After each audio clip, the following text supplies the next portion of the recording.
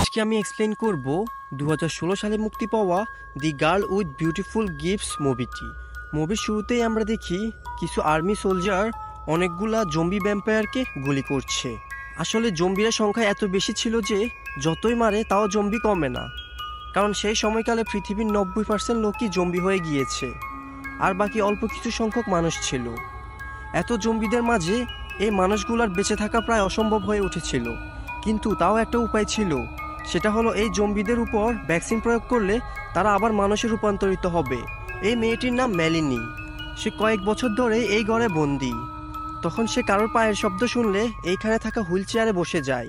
তারপর সেখানে কিছু সোলজার এসে মেলিনির হাত পা মুখ বেঁধে বাইরে নিয়ে আসে, আর সেখানে মেলিনির মতো আরও অনেক বাচ্চাকে একইভাবে বন্দি করে একটি ক্লাসরুমে নিয়ে আসতে দেখা যায়। একটু পর এই বাচ্চাগুলোকে ক্লাস করার জন্য একটা টিচার আসে, তার নাম হেলেন। কিন্তু টিচার ক্লাস করানোর আগে কেন বাচ্চাগুলোর হাত পা মুখ বেঁধে ফেলা হয়েছে কিছুক্ষণ পরে সেটা আমরা জানতে পারবো। বন্ধুরা, পুরো ভিডিওটি শুরু করার আগে সবাই আমার চ্যানেলটি সাবস্ক্রাইব করে ফেলুন। ম্যাডাম হেলেনের সবথেকে প্রিয় স্টুডেন্ট হচ্ছে মেলিনি। যাই হোক, ক্লাস শেষ হলে আবার সব বাচ্চাকে তাদের সেলে নিয়ে যাওয়া হয়। এই বাচ্চাগুলোকে দেখলে অনেক শান্তসভ্য মনে হলেও এরা কিন্তু একদমই শান্তসভ্য নয়। এই বাচ্চাগুলোকে খেতে দেওয়া হয় জীবন্ত জন্তু জানোয়ার, আর তারা সেগুলো খুব মজা করেই খায়। পরের দিন আবার তাদের ক্লাসে আনা হয়। তারা খাতায় কিছু লিখছে। লেখা শেষ হলে মেলিনি তার লেখাগুলো হেলেনকে পড়ে শোনায়। হেলেন ম্যাম ইমোশনাল হয়ে গিয়ে তার মাথায় হাত রাখে। তখনই সেখানে সার্জেন্ট ড্রিল নামে একটা লোক আসে আর তাকে বলে, তুমি কেন একে স্পর্শ করেছো? তুমি জানো এ কতটা ভয়ঙ্কর? এই কথা বলে সার্জেন্ট ড্রিল একটা কাপড় দিয়ে তার হাত পরিষ্কার করে, আর সেই হাত বাচ্চাটার সামনে আনলে বাচ্চাটার বিহেভিয়ার চেঞ্জ হয়ে যায়। সে ড্রিলের উপর আক্রমণ করতে চাচ্ছে। একে একে সব বাচ্চারা ভয়ঙ্কর হয়ে ওঠে। এরপর সার্জেন্ট ড্রিল তার হাতে একটা ক্রিম লাগিয়ে সেখান থেকে চলে যায়। আসলে এখানে সব সোলজাররা তাদের বডিতে এই ক্রিমটা ইউজ করে, যার ফলে তাদের শরীর থেকে মানুষের গন্ধটা চলে যায়, আর জম্বিরা বুঝতে পারে না এরা মানুষ। ক্লাস শেষে সব বাচ্চাকে আবার তাদের সেলে নিয়ে যাওয়া হচ্ছে। তখন সেখানে সার্জেন্ট ড্রিল আসলে মেলিনি বলে, আমার কাছে যদি এমন একটা বক্স থাকতো যার মধ্যে অনেকগুলো শয়তান বাস করে, তাহলে সেই বক্সের ভিতর আমি তোমাকে বন্দি করে সারা জীবনের জন্য দরজাটা বন্ধ করে দিতাম। এটা শুনে সার্জেন্ট ড্রিল রেগে গিয়ে তাকে সেখান থেকে বের করে নিয়ে আসে। আর এখানে আমরা দেখি তাদের সীমানার বাইরে অনেকগুলো জম্বি ভিতরে ঢোকার জন্য চেষ্টা করছে, আর আর্মিরা তাদের উপর এলোপাতারে গুলি করেই যাচ্ছে। যাই হোক, সেখান থেকে সার্জেন্ট ড্রিল মেলিনিকে একটি ল্যাবে নিয়ে আসে। এখানে আসলে মেলিনি দেখে একটা কাচের পাত্রে মানুষের মস্তিষ্ক রাখা, আর সেখানে লেখা ছিল 13।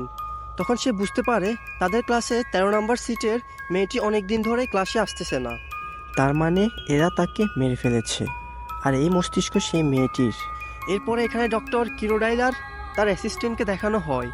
ডক্টর মেলিনিকে একটি ইঞ্জেকশন দিয়ে ঘুম পাড়িয়ে দেয়। এখন তার মস্তিষ্কের অপারেশন করতে যাবে, তখনই সেখানে ম্যাডাম হেলেন চলে আসে। সে এটা করতে বাধা দেয়, কারণ তার সবথেকে প্রিয় এবং ইন্টেলিজেন্ট স্টুডেন্ট হলো মেলিনি, তাই সে কখনোই এটা করতে দিবে না। তখন সেখানে দুইটা সোলজার চলে আসে আর হেলেনকে ধরে নিয়ে যায়।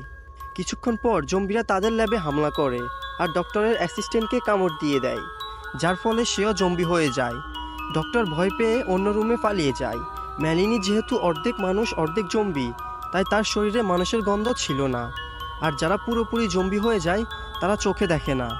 সেই জন্যই ডক্টরের অ্যাসিস্ট্যান্ট মেলিনিকে দেখেনি, আর মেলিনি সেখান থেকে পালিয়ে বের হয়ে আসে। সে বাইরে আসলেই দেখে এখানে আর্মি আর জম্বিদের মধ্যে যুদ্ধ চলছে। তখনই সে হেলেন ম্যামকে দেখতে পায়। সে দৌড়ে এসে আর্মিদের উপর হামলা করে, তাদের ঘাড়ে কামড় দিয়ে মেরে ফেলে, আর সে অজ্ঞান হয়ে নিচে পড়ে যায়। তখন হেলেন ম্যাম মেলিনিকে কোলে নিয়ে চলে যাচ্ছিল, তখন অনেকগুলো জম্বি চলে আসে। একটা আর্মির গাড়ি এসে জম্বিদের উপর গুলি চালিয়ে হেলেনকে বাঁচিয়ে নেয়। সে গাড়িতে আগে থেকেই ডক্টর কিরোডাইল ছিল, আর গাড়িটা চালাচ্ছিল সার্জেন্ট ড্রিল। অনেকগুলো জম্বি সেই গাড়ির পিছনে পিছনে দৌড়াতে থাকে, কিন্তু গাড়ির স্পিড বেশি থাকায় তারা সেখান থেকে অনেক দূরে চলে আসে। কিছুক্ষণ পর সার্জেন্ট ড্রিল মেলিনিকে দেখতে পায়। তখন সে মেলিনিকে গুলি করে মেরে ফেলতে চায়, কারণ মেলিনি যাকে কামড়াবে সেও এখন জম্বি হয়ে যাবে। হেলেন তাকে মারতে দেয় না। সে বলে, ঠিক আছে, তাহলে আমরা মেলিনিকে ছেড়ে দিয়ে দিই। তারপরে হেলেন তাকে গাড়ি থেকে নামিয়ে দেয়, কিন্তু ডক্টর সার্জেন্টকে বলে, মেলিনি খুবই ইন্টেলিজেন্স, তার মস্তিষ্কের প্রয়োজন আছে, সেটা আমাদের ভ্যাকসিন বানাতে সাহায্য করবে। এরপর তারা মেলানির হাত পা বেঁধে তার মুখে একটা মাস্ক লাগিয়ে তাকে গাড়ির উপরে ছাদে বেঁধে তাদের সাথে নিয়ে যায়। কিছুক্ষণ পর তাদের গাড়ির ফুয়েল শেষ হয়ে যায়, তাই তারা পায়ে হেঁটে যেতে লাগলো। তখনই কিছু জম্বি এসে তাদের উপর আক্রমণ করে। সেখান থেকে তাদের মেরে এরা পালিয়ে আসে। এখন তারা ইংল্যান্ডের একটা শহরে এসে পৌঁছায়।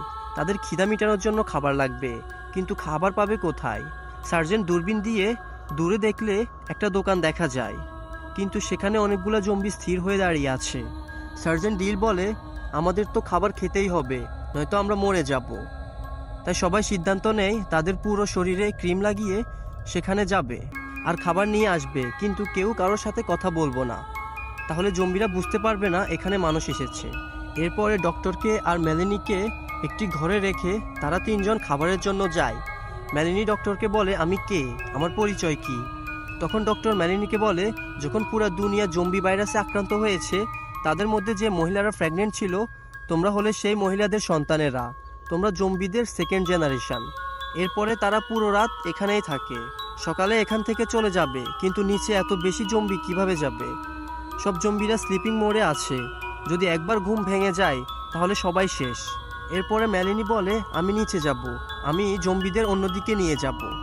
তখন সার্জেন্ট ডক্টরকে বলে, এটাই আমাদের শেষ আশা, তার মস্তিষ্ক দিয়ে আমরা ভ্যাকসিন বানাবো, একে এখান থেকে চলে যেতে দিলে এ আর ফিরে আসবে না। মেলানি বলে, আমি ফিরে আসব, আমি জম্বি হয়ে থাকতে চাই না, আমি তোমাদের মতো মানুষ হয়ে সহজ স্বাভাবিক জীবনযাপন করতে চাই। এগুলা বলে মেলানি সেখান থেকে বের হয়ে আসে।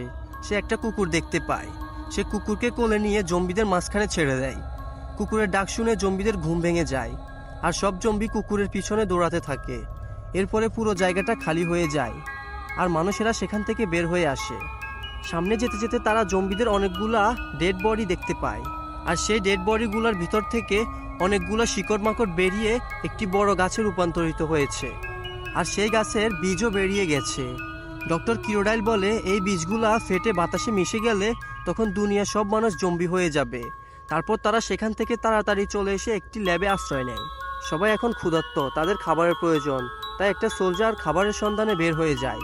অন্যদিকে মেলানিরও খিদা লেগেছে, সে বলে, আমি তোমাদের শরীরের গন্ধ পাচ্ছি, আমার এখনই খাবার দরকার। এটা শুনে মেলানিকে তারা ছেড়ে দেয়। তখন মেলানি একটি পাখি ধরে পাখির মাংস খাচ্ছে।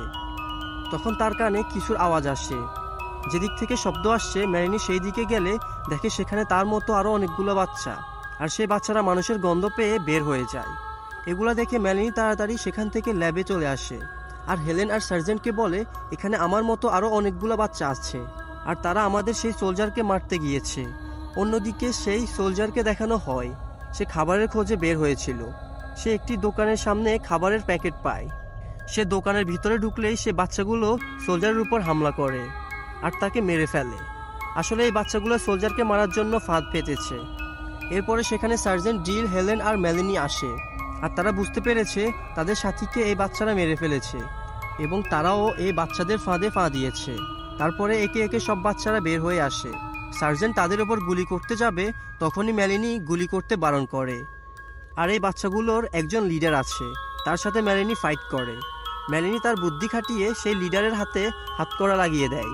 এরপরে একটি ব্যাট নিয়ে তাকে পিটিয়ে মেরে ফেলেছে। সব বাচ্চাদের লিডারকে মেরে ফেলেছে এটা দেখে বাকি বাচ্চারা ভয় পেয়ে পালিয়ে যায়। মেলানি, সার্জেন্ট আর হেলেন আবার সেই ল্যাবের মধ্যে চলে আসে, কিন্তু ল্যাবে আসতে দেখেই ডক্টর কেরোডাইল মুখে মাস্ক পরে তাদেরকে বন্দুক তাক করে। ল্যাবের ভিতরে ডক্টর কিছু ড্রাগস ছিটিয়ে দিয়েছে, যার ফলে সবাই অজ্ঞান হয়ে যায়। এরপর ডক্টর মেলানির ব্রেন অপারেশন করবে, তখনই মেলানি উঠে যায়। তখন ডক্টর বলে, তুমি যাকে এত ভালোবাসো তার জন্য নিজেকে কোরবানি করতে পারবে না? তুমি কি চাও তোমার হেলেন ম্যাম জম্বি হয়ে যাক? এগুলা বলার পর মেলানি ইমোশনাল হয়ে যায়।